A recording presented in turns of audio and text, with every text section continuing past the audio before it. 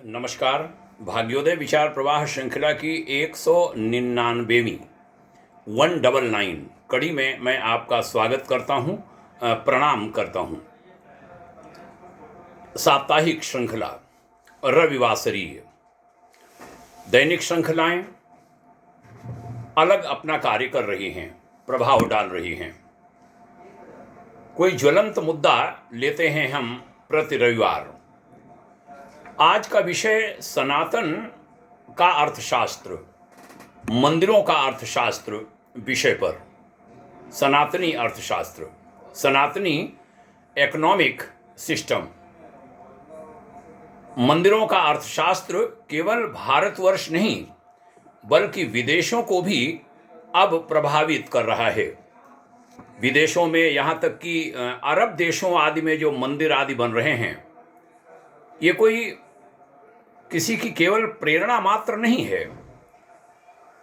सनातन संस्कृति, उसका अर्थशास्त्र, उसका दर्शन लोगों को आकर्षित कर रहा है, जोड़ रहा है। इसलिए लोग बुलाकर के भारत के लोगों से मंदिर बनवा रहे हैं। ऐसी बातें प्रकाश में आ रही हैं। भारतीय ऋषियों ने जो संस्कारों की परंपरा दी, संस्कार परंपरा का वैज्ञानिक महत्व देश दुनिया के लोग समझ रहे हैं। उस पर रिसर्चेज चल रही हैं, शोध चल रहे हैं। संस्कारों में सनातन संस्कृति के षोडश संस्कारों यानी 16 संस्कारों में सबका ध्यान रखा गया है। पशुओं तक का ध्यान, चींटी तक का ध्यान, पशु पक्षियों का ध्यान।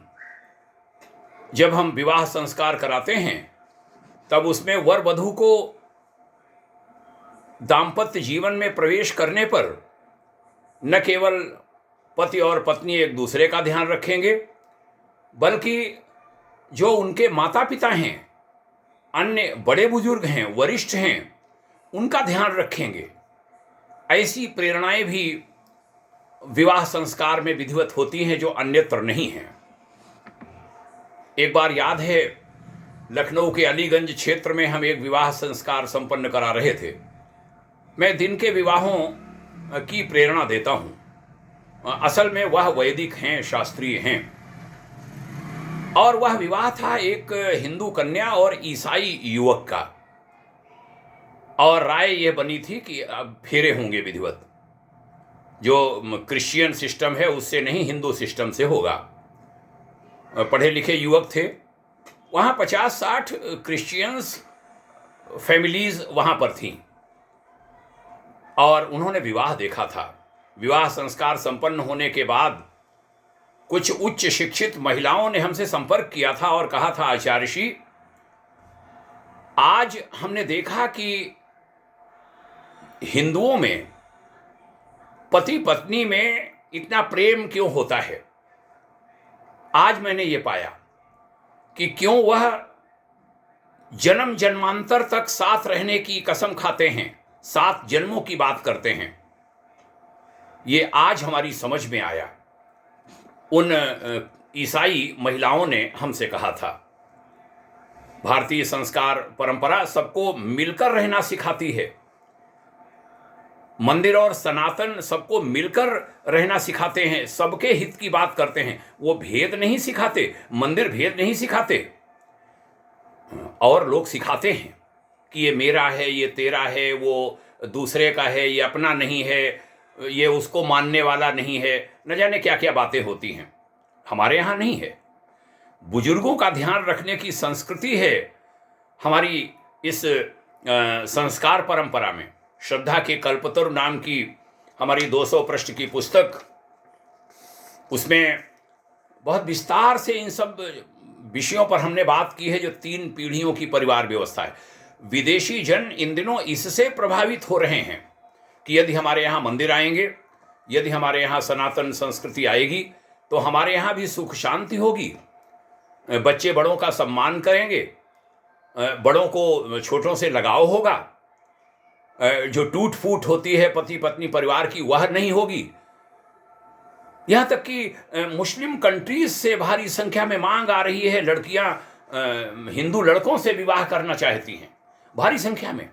पाकिस्तान आदि से अक्सर लड़कियों के टेलीविज़न पर कार्यक्रमों में, समाचारों में बाकायदा उनके बयान आते हैं।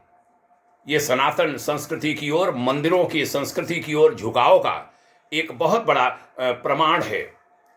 सनातन संस्कृति बचत प्रेरणा की संस्कृति है। उसका अर्थशास्त्र सिखाती है कि ये नहीं कि वो कर्ज लेकर के घी पियो वाला नहीं है सनातन में।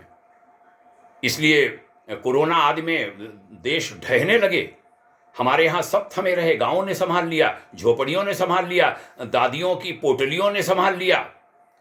जब सभी तरफ से हारे परेशान लोग अपने गांवों की ओर भागे।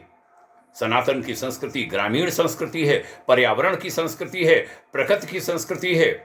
प्रकृति के साथ वह सहजीवन सिखाती है। सहकारिता का भाव है सनातन संस्कृति में।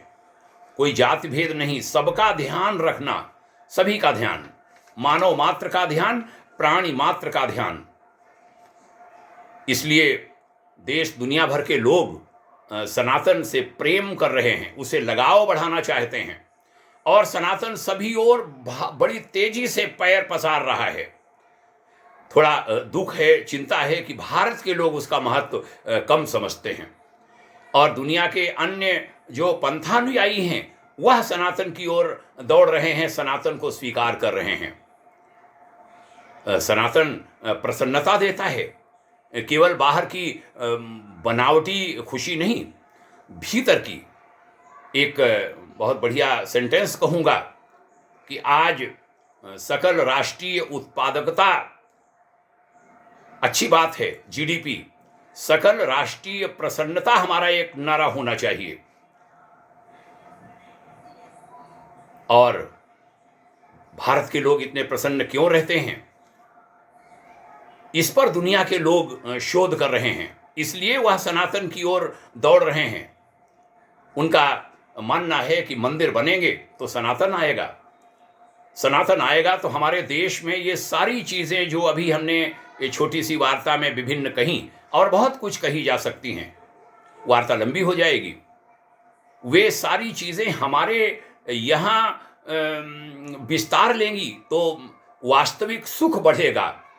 यह देश दुनिया के लोग मानने लगे हैं। इसलिए अरब कंट्रीज तक में मंदिर विस्तार ले रहे हैं और ये प्रक्रिया धीमी नहीं पड़ेगी, ये और बढ़ेगी, दुनिया भर में फैलेगी। आइए सनातन संस्कृति को जानें।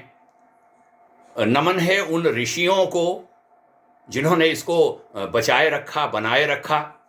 नमन है उस ब्राह्मण संस्कृति को जिन्होंने बहुत सारे हमले होते रहे, संस्कृत पढ़ने पर पाबंदी लगी, ग्रंथ जलाए गए, संस्कृत बोलने पर पिटाई हुई, जान ले ली गई, जेलों में बंद कर दिया गया, शास्त्रों को जला दिया गया। तो उन ब्राह्मणों ने, ब्राह्मण पुत्रों ने उन शास्त्रों को एक एक कर याद कर लिया, मस्तिष्क में बिठा लिया, हृदय में बिठा लिया, अगली पीढ़ी को सिखाया एक एक ग्रंथ और बचा करके कि उनको क्या करोगे, कहीं तो कोई जीवित रहेंगे। और उन्होंने उसको बचाए रखकर धीरे धीरे समय बदला, फिर उसको कागज पर लिया और वह चीजें जिंदा रखी, नहीं तो न जाने कब का नष्ट हो गया होता 1000 साल पहले। इसलिए उस ब्राह्मण संस्कृति को नमन है जिन्होंने सनातन को बचाए रखा है। उस शिखा और सूत्र को नमन है, उन्होंने उसे बचाए रखा, आज की पीढ़ी को, हम लोगों को दिया। हमारी आगे की पीढ़ी कई बार इसका महत्व नहीं समझती।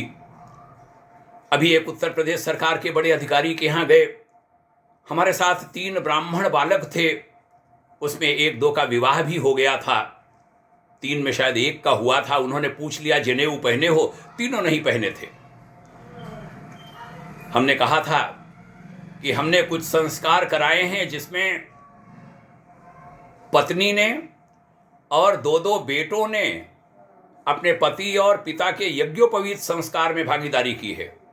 मैं इनके संस्कार कराऊंगा और किसी समय ऐसे युवकों जिन्होंने जनेऊ उतार दिए हैं, शादियां भी हो गई हैं, उनके पुनः संस्कार कराने का प्रयास करूंगा। भाग्योदय फाउंडेशन एक संस्कार आयोजन ऐसा भी रखने का विचार कर रहा है, जिसमें इस प्रकार के लोग जिनके जनेऊ उतर गए हैं वह पुनः पहने, उसकी महत्ता समझें। अच्छा लगा, विषय को समेट रहा हूं। आप सबको धन्यवाद कहता हूं यह वार्ता सुनने के लिए।